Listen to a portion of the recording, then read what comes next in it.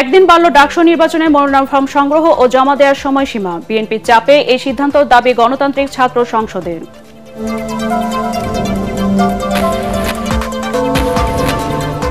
জাহাঙ্গীরনগর বিশ্ববিদ্যালয়ের ছাত্র সংসদ নির্বাচনের কার্যক্রম শুরু। প্রথম দিনে মনোনয়ন ফর্ম তুললেন ১৩২ জন প্রার্থী।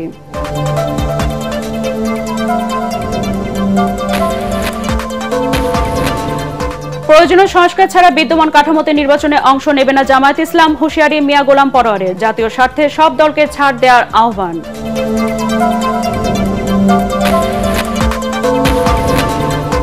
যমুনা নদীর তীব্র ভাঙনে ১.৫ মাসে বগুড়ার সারিয়াকান্দি ২ কিলোমিটার এলাকা নদীগর্ভে বিলীন। দ্রুত স্থায়ী বাঁধ নির্মাণের দাবি এলাকাবাসী।